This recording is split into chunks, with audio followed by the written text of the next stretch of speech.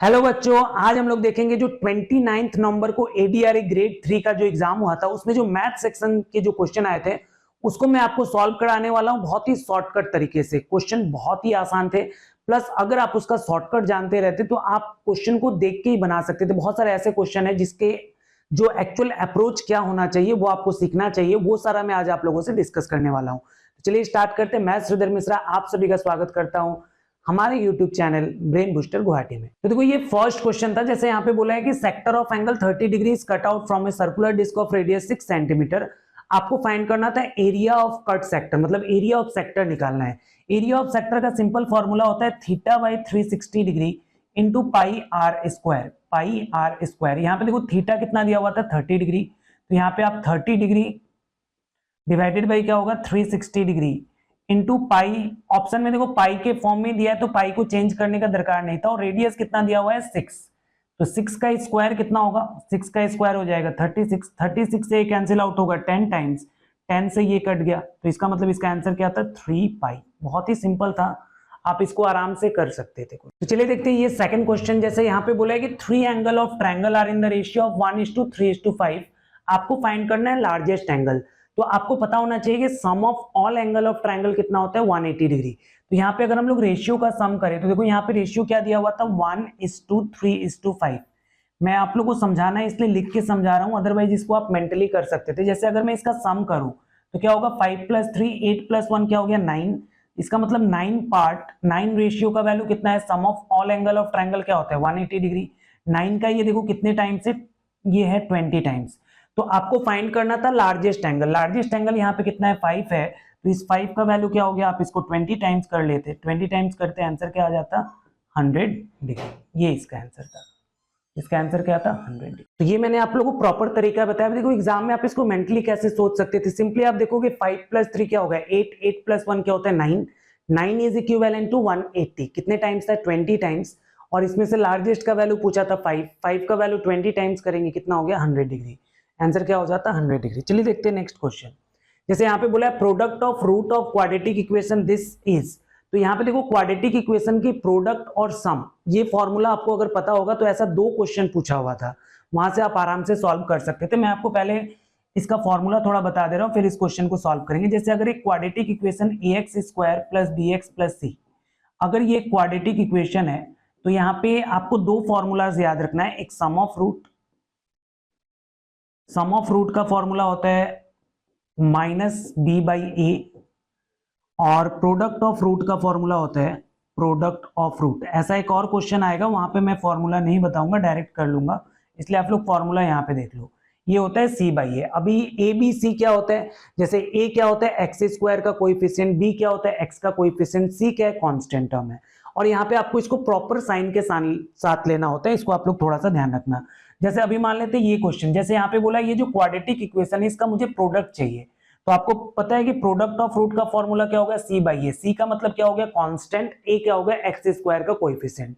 तो यहाँ पे देखो कांस्टेंट क्या दिया हुआ था, यहाँ पे कांस्टेंट दिया हुआ था 6, और a² का जो कोएफिशिएंट था वो क्या था 2, तो 6/2, सिंपली इसका आंसर क्या होता 3। ये आप आराम से इसको सॉल्व कर पाते। तो इसलिए बस ये फॉर्मूलाज आपको पता रहता तो आप इसको मेंटली कर सकते। देखो यहाँ पे c क्या था 6 और x² का कोएफिशिएंट क्या था 2, 6/2, आंसर क्या हो जाता 3 हो जाता। तो चलिए देखते हैं ये वाला क्वेश्चन। इसमें सिंपली आपको इसलिए दिया गया था ताकि एग्जामिनर चेक करना चाहता था कि आपको स्क्वायर और क्यूब पता है या नहीं है। जैसे पहला क्वेश्चन यहाँ पे दिया हुआ है √225/729। 225 जो होता है इसका स्क्वायर रूट क्या होता है 15, 15 का स्क्वायर होता है 225, और 27 का जो स्क्वायर होता है वो होता है 27 का स्क्वायर होता है 729। आपको ये याद होना चाहिए।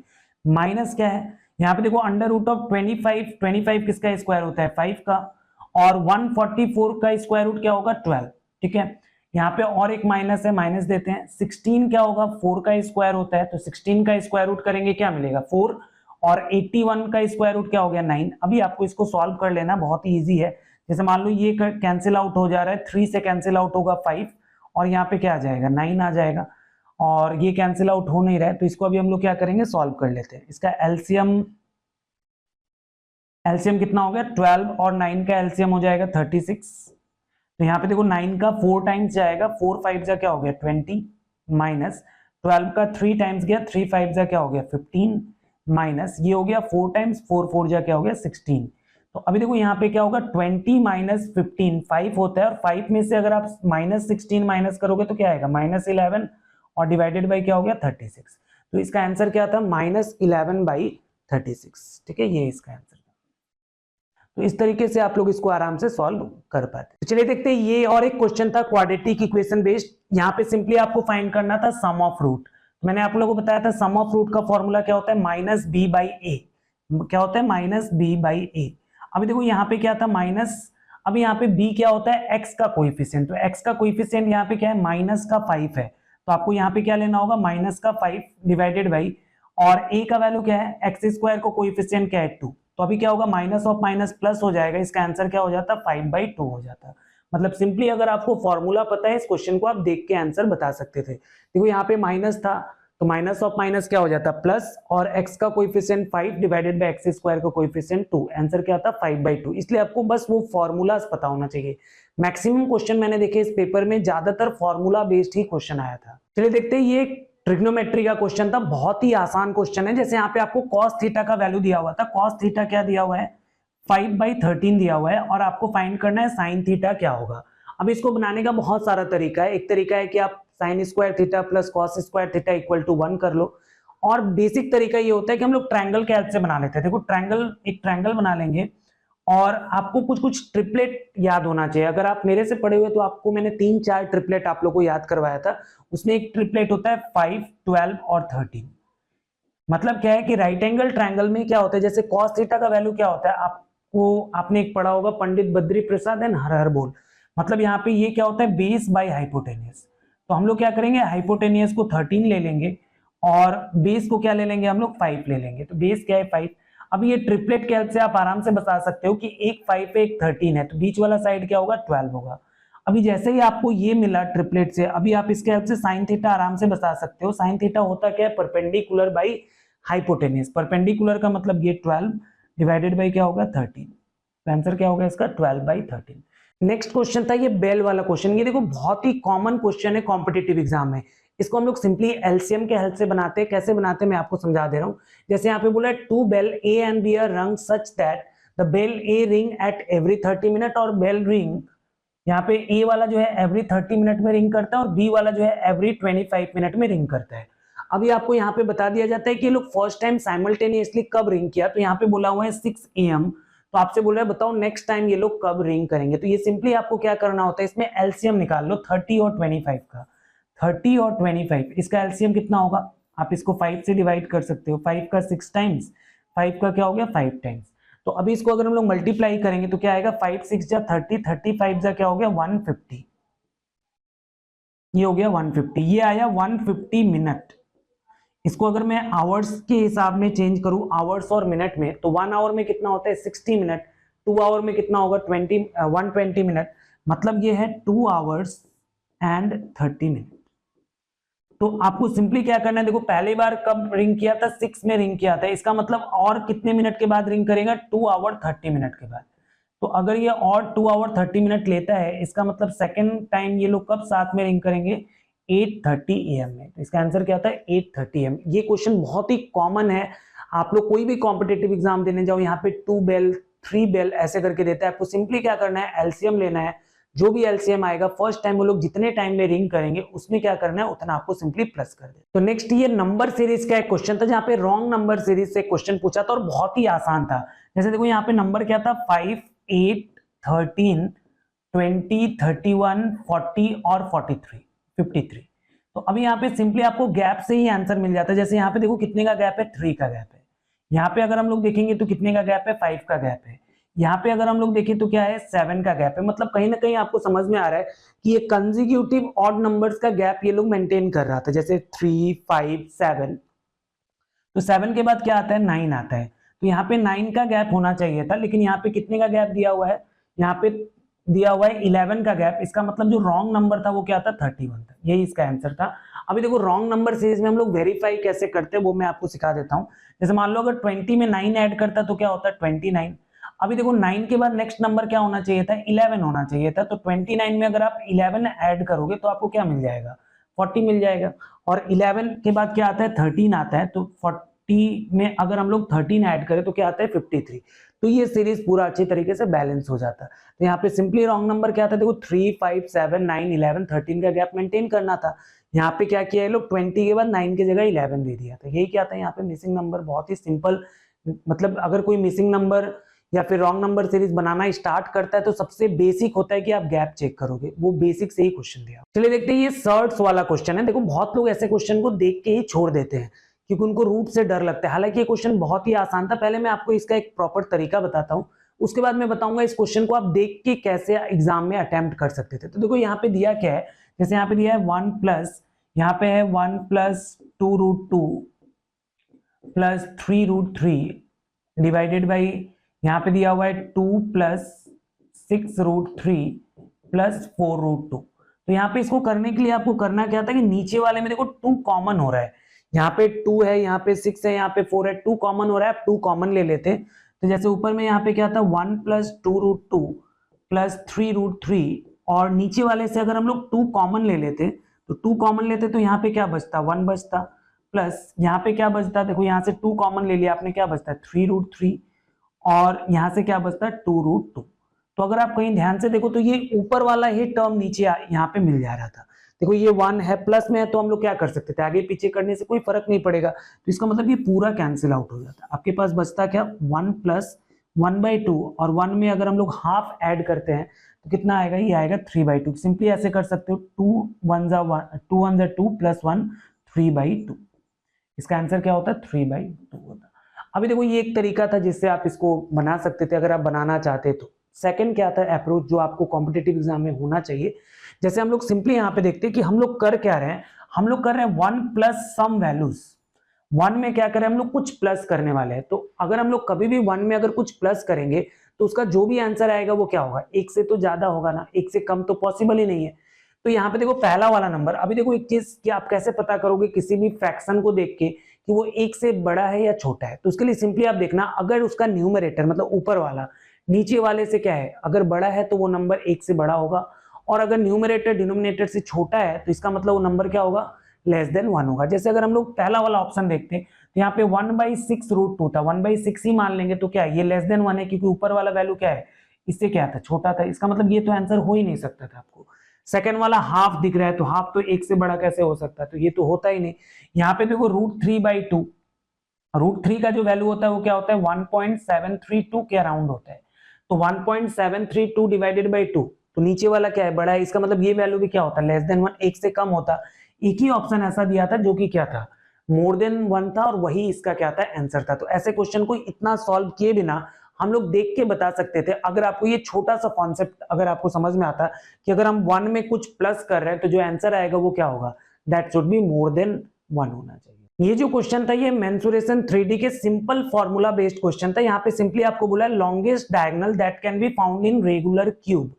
क्यूब का डायगोनल बताना था, लॉन्गेस्ट जस्ट आपको कंफ्यूज करने के लिए दिया गया है। तो क्यूब का डायगोनल का फॉर्मूला क्या होता है, √3 × a क्या होता है, उसका साइड।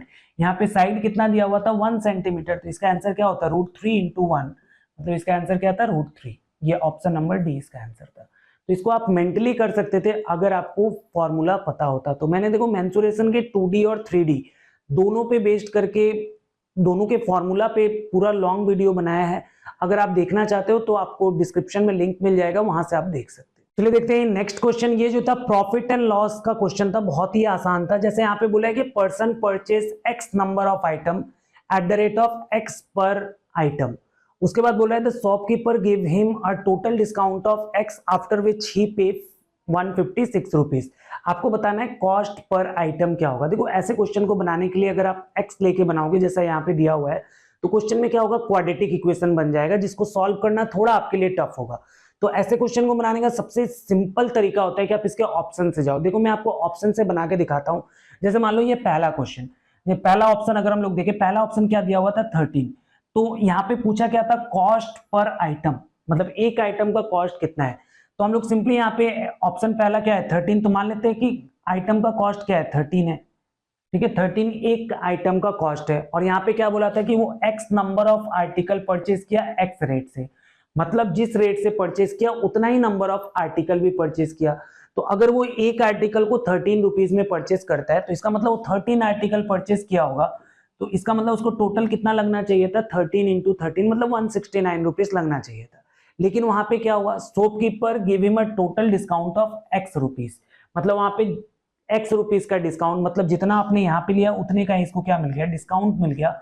और इसके बाद वो कितना पे किया है, 156। तो अगर आप ध्यान से देखो 13 इंटू 13 क्या होता है, 169, और इसमें से अगर हम लोग 13 माइनस करेंगे तो क्या आ जाएगा, 156 आ जाएगा। और वही क्वेश्चन में दिया हुआ था, इसका मतलब इसका आंसर क्या था, 13 था। सिंपली आप इस तरीके से बना सकते थे। अदरवाइज अगर आप एक्स लेके बनाओगे तो आपको इस तरीके से बनाना होगा, जैसे एक आइटम का कॉस्ट क्या है, एक्स रुपीज, ऐसा एक्स आइटम परचेस किया तो एक्स इंटू एक्स, और उसको डिस्काउंट कितने का मिला, एक्स रुपीज का, इसका वैल्यू कितना होगा, 156 होगा। तो ये हो गया x square minus x equal to 156। अभी देखो यहां से क्या होगा, एक क्वाड्रेटिक इक्वेशन बन जाएगा जिसको सॉल्व करने में आपको बहुत टाइम लगेगा। तो इसलिए इससे क्वेश्चन को बेस्ट वे होता है कि हम लोग ऑप्शन के थ्रू बना लें, बहुत जल्दी सॉल्व हो जाए। और एक 3D फिगर मेंसुरेशन का सिंपल फॉर्मूला बेस्ड क्वेश्चन था। जैसे यहाँ पे बोला है कि कोन का बेस का रेडियस बता दिया है 4 और हाइट बता दिया है 9, आपको बोला था वॉल्यूम ऑफ कोन। तो आपको सिंपली इसका फॉर्मूला पता होना चाहिए कि कोन का वॉल्यूम क्या होता है, वॉल्यूम ऑफ कोन होता है 1/3। और देखो यहाँ पे पाई के टर्म में ही दिया है, मतलब कैलकुलेशन भी नहीं करवा रहा है ये लोग। पाई आर स्क्वायर, आर का वैल्यू क्या दिया था 4, तो 4 स्क्वायर, और हाइट क्या दिया था 9 दिया हुआ था। देखो 3 से ये कैंसिल आउट हो जाता है 3 टाइम्स, और ये कितना होगा, 4 का स्क्वायर क्या हो गया 16, 16 3 जा क्या होता है 48, और साथ में क्या लगा देना है, पाई लगा देना है। इसका मतलब इसका आंसर क्या था, 48 पाई सेंटीमीटर क्यूब। देखो कितना इजी क्वेश्चन था, आपसे एग्जामिनर कैलकुलेशन भी नहीं करवाना चाहता है, बस ये जानना चाहता है कि आपको फॉर्मूला पता है कि नहीं। तो चलिए देखते हैं, ये जो क्वेश्चन था ये नेगेटिव रिमाइंडर के बेसिक चेक करने के लिए पूछा गया था। बहुत ही आसान क्वेश्चन था। जैसे यहाँ पे बोला है कि -46, इसको क्या करना है, आपको 3 से डिवाइड करना है और आपको बताना है कि रिमाइंडर क्या होगा। तो आप सिंपली इसको बनाने का तरीका ये है कि जैसे अगर मान लो मैं 3 को अगर 46 को अगर मैं 3 से डिवाइड करता, कितने टाइम जाता, 15 टाइम जाता, क्या होता 45, और रिमाइंडर क्या आता 1 आता। लेकिन यहाँ पे 46 क्या था, प्लस में नहीं था, क्या था माइनस में, तो यहाँ पे रिमाइंडर क्या आएगा -1। लेकिन आप लोग याद रखना, जब भी हम लोग रिमाइंडर का आंसर बताते हैं कभी भी वो नेगेटिव में नहीं बताते हैं, मतलब रिमाइंडर कभी नेगेटिव नहीं आता है। तो रिमाइंडर क्या होता है, पॉजिटिव। तो अभी हम लोग करते क्या है, अगर इनकेस अगर नेगेटिव आ जाए तो जिससे हम लोग डिवाइड कर रहे होते हैं उससे सिंपली इसमें क्या करेंगे, हम लोग प्लस कर लेंगे। तो इसका आंसर क्या हो जाएगा, +2। इसका आंसर था ये +2। देखो यहाँ पे ये रिमाइंडर का आंसर कभी नेगेटिव में आता ही नहीं है, तो यहाँ पे ये -2 और -1 होने का तो चांस ही नहीं था, बचा 1 और 2। इसमें बहुत सारे स्टूडेंट कंफ्यूज हो रहे थे। जैसे बहुत लोग ऐसा करते हैं कि इसको डिवाइड करके 1 लेके आते हैं, माइनस साइन को इग्नोर करके 1 कर लेते, जो कि गलत हो जाता। इसका आंसर क्या होगा, +2 होगा। तो आपको ये थोड़ा सा नेगेटिव रिमाइंडर का बेसिक आइडिया होना। चलिए देखिए, ये जो क्वेश्चन था ये क्या था, स्टैटिस्टिक पे बेस्ड था, बहुत ही सिंपल है। जैसे यहाँ पे बोला है कि the product of mean and medium of data, कुछ डेटा दिया हुआ है। तो ऐसे क्वेश्चन को करने का तरीका ये होगा, सबसे पहले आप इसको क्या करोगे, एक मींस इंक्रीजिंग ऑर्डर में इसको हम लोग अरेंज कर लेते हैं। जैसे यहाँ पे जो डेटा दिया हुआ था उसमें -5, -4, -2, 0, 0, 1, 1, 2, 3, 4, 6, इस तरीके से हम लोग अरेंज कर लेंगे। अभी यहाँ पे देखो मीडियन किसको बोलते हैं, मीडियन का मतलब होता है, मीडियन का मतलब होता है सिंपली मिडिल वैल्यू। तो अगर आप देखोगे टोटल कितना नंबर है, 1, 2, 3, 4, 5, 6, 7, 8, 9, 10, 11। तो 11 का जो मिडिल आएगा वो कौन सा आएगा, 6th वाला नंबर आएगा। 1, 2, 3, 4, 5, 6 ये नंबर, क्योंकि अगर आप देखो इसके इस साइड में भी क्या है 5 नंबर्स है, और इसके इस साइड में भी क्या है 5 नंबर्स है। इसका मतलब मिडिल वैल्यू क्या है, 1 है। तो वही क्या होता है, मीडियन उसको बोलते हैं हम लोग। और मीन का मतलब होता है एवरेज। तो आप एवरेज निकाल लो। मीन कैसे मिलेगा, एवरेज। एवरेज मतलब सबको हम लोग क्या करेंगे, प्लस करेंगे, divided by total number of observation. देखो इसको प्लस करना भी बहुत ही आसान है।